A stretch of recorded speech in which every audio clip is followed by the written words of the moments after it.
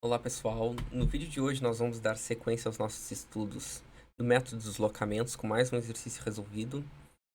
Nesse caso a gente vai ter uma viga contínua que está sujeita a um carregamento distribuído de 30 kN por metro e também está sujeito a recalques. Vamos ter então 4 apoios ABCD com os recalques apresentados na tela. Mas antes de começar o exercício, se está novo no canal, considere te inscrever para fortalecer, para que a gente possa continuar dar continuidade e consiga fazer cada vez mais exercícios de estruturas e de outros conteúdos de engenharia civil. Então, esse é o exercício proposto, é uma viga de 30 metros. Aqui estão os recalques em cada um dos apoios, o carregamento distribuído, as propriedades geométricas. A primeira coisa que a gente tem que analisar é quais são os deslocamentos necessários no nosso sistema principal. A princípio, uma viga vai ter 3 possíveis deslocamentos por nó. Então, nesse caso, esses seriam os deslocamentos que a viga está sujeita. Só que a gente, por estar trabalhando com um método que ele é manual, a gente utiliza de algumas simplificações que não seriam necessárias se a metodologia fosse computacional. A primeira é analisar o carregamento imposto. Pelo fato desse carregamento de 30 kN por metro estar disposto na transversal, estar disposto em Y, eu sei que o meu deslocamento em X para todos os nós é zero. Nesse caso, então, esses deslocamentos aqui que eu estou apagando vão ser zero. Primeira simplificação feita. A segunda simplificação é analisar as nossas restrições. Os apoios, quais são os deslocamentos que eles impedem? Nesse caso, a gente vai ter os apoios impedindo deslocamentos na transversal. Então, aqui eu não terei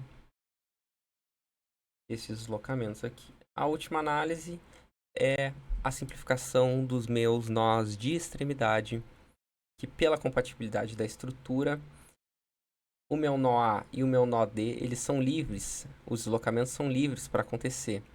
E nesse caso, então, acrescentar esses deslocamentos como incógnitas no método dos deslocamentos não nos acrescenta nenhuma informação necessária. Então, eu posso também retirar esses deslocamentos do meu sistema principal. E eu vou ter, por fim, 2 deslocamentos que são necessários de serem calculados a fim de determinar as reações da minha estrutura, que é um deslocamento de rotação em B e um deslocamento de rotação em C. Então, quando eu faço meu sistema principal, eu vou precisar desses 2 deslocamentos sendo impedidos, e eu vou estar calculando, então, no meu sistema principal, a ação nodal direta. Pelo fato da gente estar restringindo um deslocamento rotacional, ou seja, pelo fato da gente estar interessado em calcular um deslocamento rotacional, nós temos que analisar. Existem momentos sendo inseridos nesses nós? Nesse caso não tem. Nós não temos nenhum momento sendo inserido em B ou em C. Poderia ser que nós tivéssemos um exercício, por exemplo, assim, que temos um momento sendo aplicado. Sei lá, 10 kN por metro. 10 kN vezes metro. Nesse caso, então, eu teria uma ação nodal direta em B. Mas não é o caso. Então, a minha ação nodal direta em 1 faz referência ao meu nó de D1, vai ser 0, e assim como a minha ação nodal direta de D2 também vai ser 0. Então tá feito o meu sistema principal. Ação nodal diretas são 0. Agora eu vou analisar esse meu estado 0, em que eu vou ver quais são as minhas ações decorrentes das minhas ações externas. E aí eu vou ver os meus esforços de engastamento perfeito. Eu vou seccionar em trechos, e vou analisar o trecho AB, que é uma seção apoiada engastada. Então eu vou ver lá na minha tabela de ações de engastamento perfeito referentes à seção que é apoiada engastada sujeitas a um carregamento distribuído. Nesse caso, as minhas equações são essas aqui.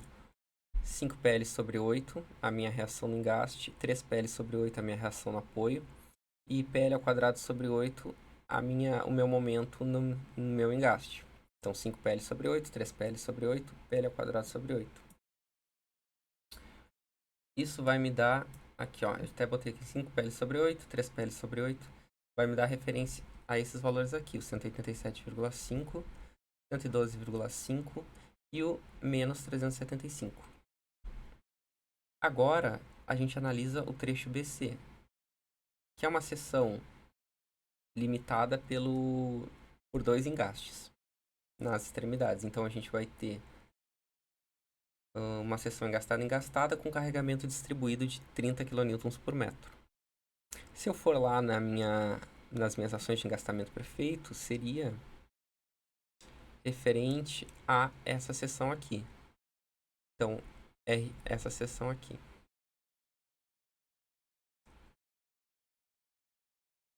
Certo? E por fim, eu vou ter a seção CD, que é a mesma seção de AB. É uma seção engastada apoiada. Agora,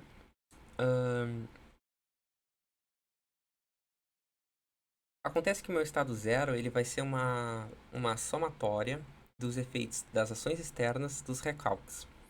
Por isso que a gente tem essa seria a primeira parcela da somatória. Então, o 1 aqui faz referência ao meu deslocamento em 1, mas esse 1 aqui, o meu segundo 1, faz referência à primeira parcela.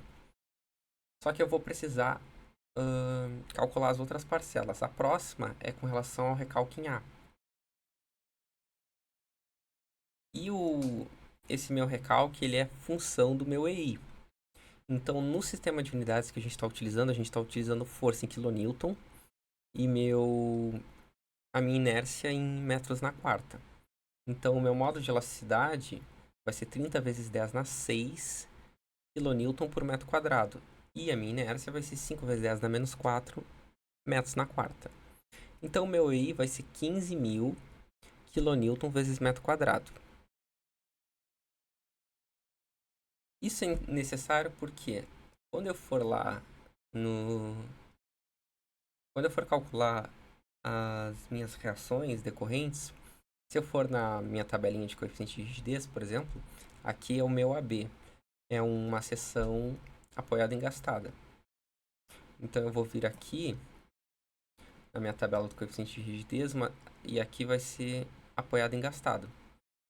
Então eu vou ter essas ações decorrentes de um deslocamento unitário. Só que no meu caso, o deslocamento ele não é unitário, ele tem um valor prescrito, que é o meu recalque. Por isso que eu vou utilizar essa parcela que está aqui multiplicada pelo valor prescrito. Então, quando eu for aqui, no meu estado zero, eu vou estar calculando a ação equivalente em 1. Se eu for ali na tabela, vai ser menos 3i sobre L ao quadrado vezes... Só que no meu caso eu vou ter que multiplicar por esse deslocamento, então vai ser vezes d.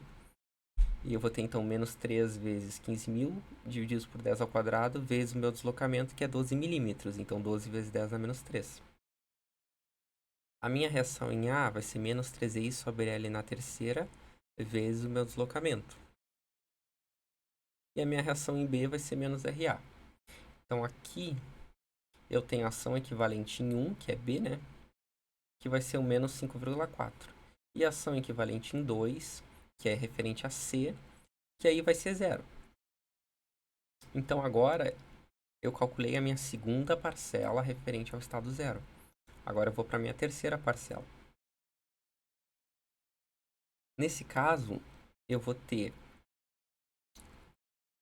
uma seção apoiada engastada. E na minha tabela dos coeficientes de rigidez, eu vou ter uma seção, então, apoiada engastada. É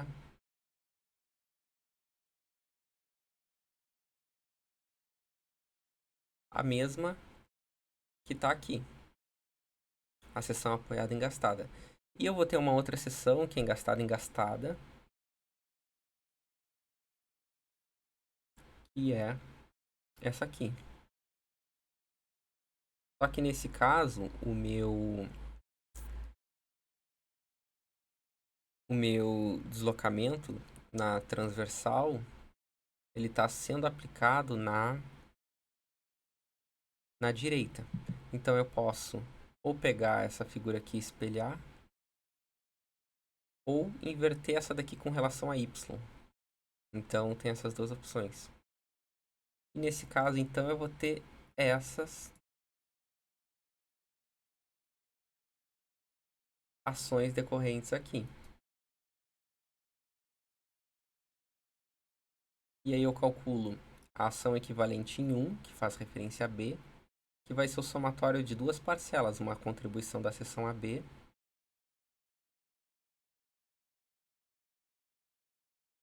e outra contribuição da seção BC. Então, tudo isso aqui é vezes um deslocamento, que é o deslocamento de B. Assim como tudo isso aqui é vezes um deslocamento, que é o deslocamento de B.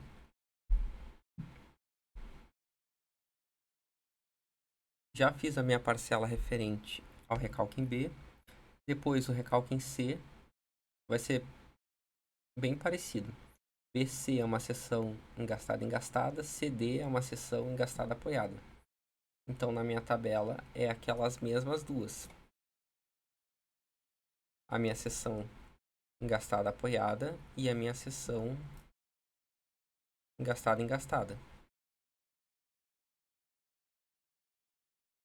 Então, eu posso utilizar essas aqui.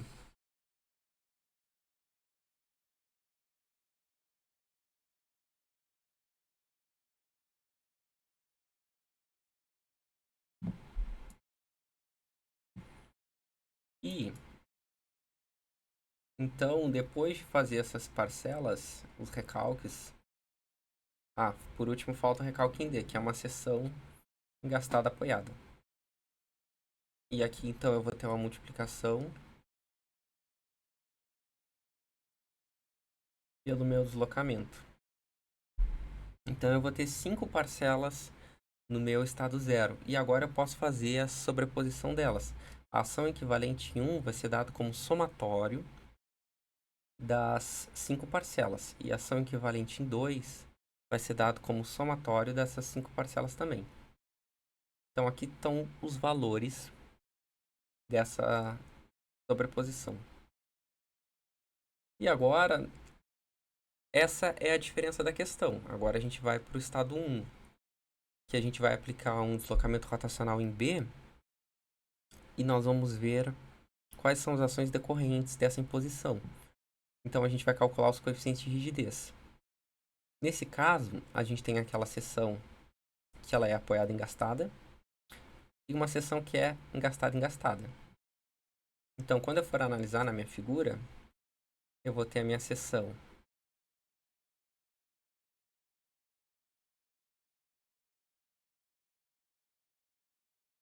apoiada engastada.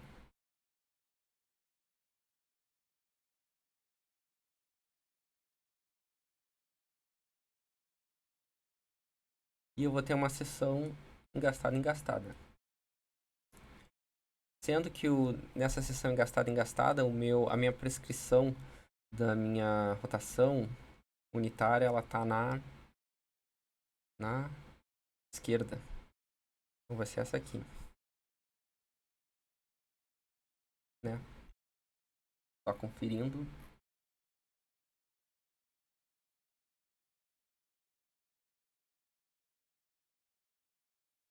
Isso. Então, na parte que é referente ao engaste, que é BC, a prescrição da rotação está em B. Aí eu consigo, então, somar essas parcelas. Nesse caso, então, a parcela referente ao trecho AB, eu vou ter 4.500, e a parcela referente ao trecho BC, eu vou ter os 6.000. Então, o meu K11 vai ser o somatório dessas parcelas, que vai dar 10.500. E o meu K21 vai ser só o somatório da parcela do trecho BC aplicado aplicado em C, que vai ser os 3.000. O meu estado 2, aplico a rotação unitária também. Nesse caso, ela vai influenciar a partir do trecho B até D. E aí, as minhas imagens para o cálculo do coeficiente de rigidez são as mesmas. Eu vou ter a imagem do engaste-engaste e do engaste-apoio. Para o engaste-engaste, então, eu vou ter uma contribuição de 3.000 em B, de 6.000 em C. E para o engaste-apoio, eu vou ter uma contribuição de 4.500 em C. Calculo agora o meu somatório das contribuições referentes ao coeficiente de rigidez. Então, o K12, que é referente a B, vai ser só os 3.000. E o K21, que é referente a C, vai ser a parcela dos 6.000 mais 4.500, que vai dar 10.500. Agora eu posso calcular os meus sistemas de equações.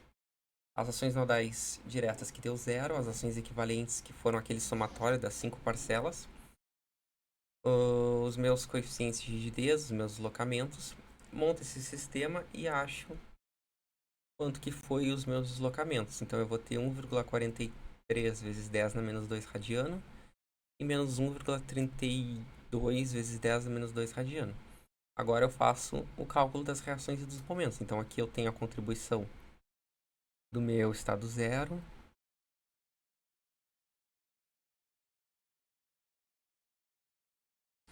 Tenho a contribuição aqui do meu estado 1. Aqui tudo é estado 0. Porque eu tenho tanto as ações, a carregamento distribuído, quanto a prescrição de recalques, né? Aqui, estado 0, estado 1, estado 2. Estado 0, estado 1, estado 2, estado 0. Não. Estado 0, estado 1. Então tá aqui. E aí, então, eu tenho as minhas reações. Eu posso traçar os meus diagramas.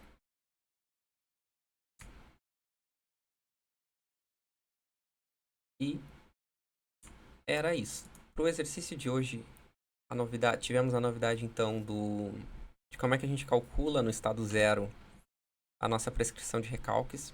Lembrando que se tu não é inscrito, considera te inscrever para fortalecer aqui o nosso trabalho. E no vídeo de hoje era isso, então. Obrigado, bons estudos. Até mais, valeu!